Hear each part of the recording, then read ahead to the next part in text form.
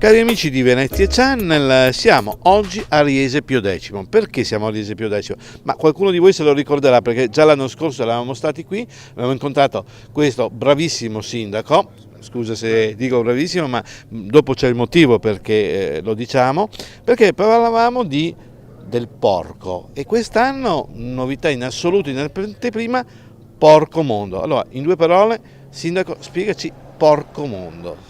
Buongiorno a tutti innanzitutto. Porco Mondo nasce dalla collaborazione tra l'Ingorda Confraternita del Museto, che è nata a gennaio, giustamente come ricordavi Luigi, e il comune di Riese, per una manifestazione sul maiale che non sia solo da un punto di vista gastronomico nel senso di una sagra, ma culturale e sociale, perché il maiale è veramente parte integrante della nostra cultura e non solo della cultura ma anche della nostra economia, per cui volevamo creare una rassegna unica nel suo genere, quantomeno in Veneto, per andare a celebrare il maiale da un punto di vista culturale, gastronomico ed economico produttivo. E infatti io ho preso in mano questo bellissimo programma che poi trovate in distribuzione e anche sulle pagine Facebook dedicate e già la cosa che mi colpisce è che è una 4 giorni, anzi 1, 2, 3, 4, 5 giorni perché non si ferma la domenica ma arriva lunedì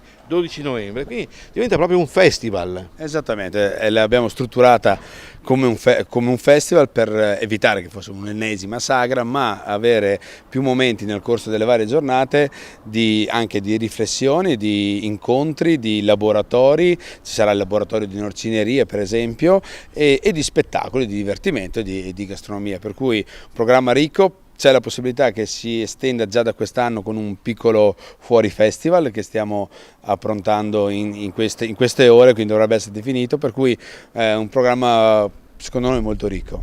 Bene, quindi non ci resta altro che invitarvi a venire qui a Riese Pio X, tra l'altro il paese del Papa, perché vogliamo fare anche questi accenni che sono importanti storicamente. No? Certo, a Riese ci sono molte cose da visitare, tra cui la casa natale di Papa Pio X, il santuario delle Cendrole, un bellissimo sentiero naturalistico lungo il torrente Muson, per cui Riese vale la pena di essere visitata. Bene, quindi vi aspettiamo qui e naturalmente continuate a seguire Venezia Channel.